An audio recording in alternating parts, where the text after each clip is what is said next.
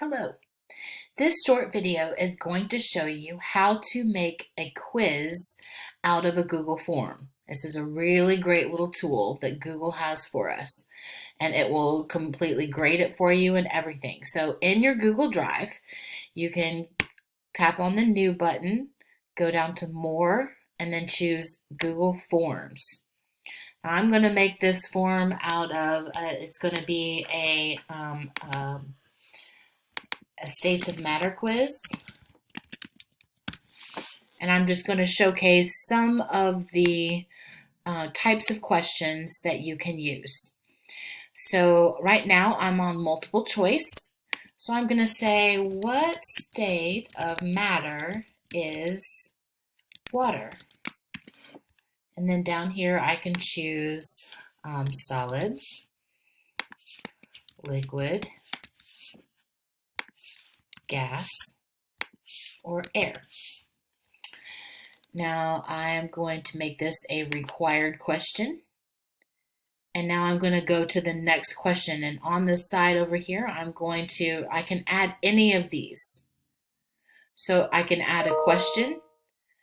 I can import questions from another Google form, add title and descriptions, add an image, add a video, or add a section. Right now, we're just going to stick with the questions. And it takes me down to my second question, which is, let's say this one, I would like it to be, most of these you're going to want to choose multiple choice because with short answer, it's got to be absolutely perfect. You can choose check boxes, which allows students to pick from a list. They can select which answers would be correct. They can choose a drop-down menu if they want to select it from a drop-down. Choose a file upload, and then there's some of these other ones down here, but we're going to stick with multiple choice. I can also do a short answer and maybe do a true or false.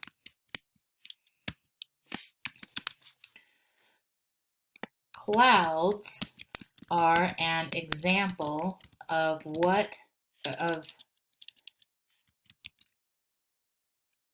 gas as a state of matter.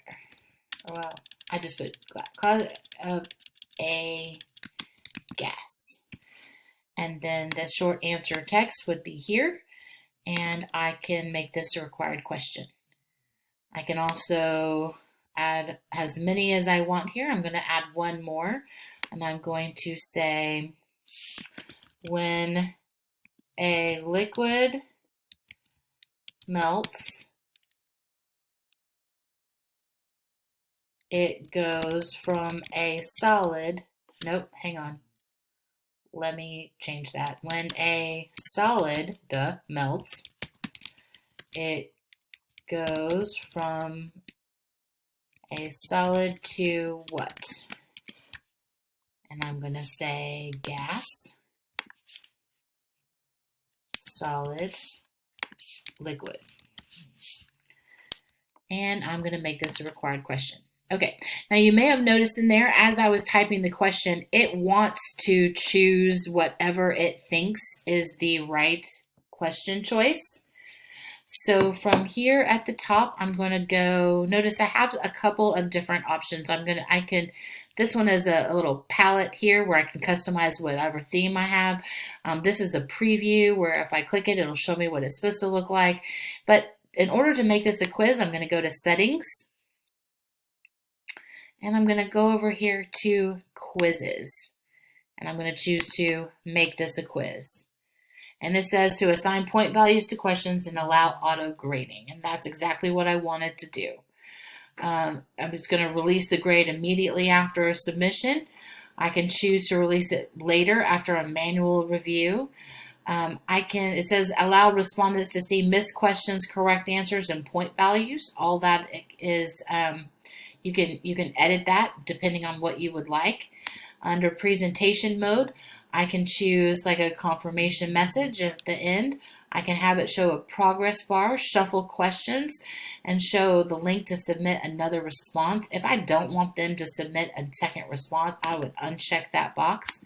On the general page, I can choose it to collect email addresses, which will give me their ID numbers so I can see which one It'll give me that ID number at gpisdstu.org. That is, even though an email is not attached to that, it will show it.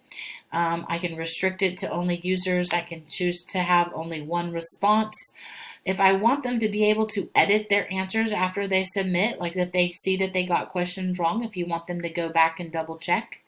And then you can see this, they can see the summary charts and text responses. It depends on what you want. So if I click on that, now if I go to responses, this will show me what each student has done as a response. And I can turn this on and off here as accepting responses. If I want the quiz to be closed, or if I want it to be open, I can adjust that here.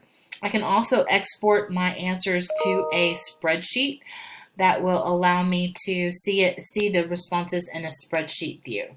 And that is a brief tutorial on how to use Google Forms. Oh, if you want to click, if you're ready to put it in your Google Classroom or anywhere else, you would click on the send button. I would choose a link, and I could even choose to shorten it here, and I would copy it and then paste it into my Google Classroom. Or when I'm in Google Classroom, when I go to upload, I would go to this form directly in my Google Drive. So if you have any further questions, please don't hesitate to reach out to me. My email is laura.christie@gpisd.org. Thanks for watching.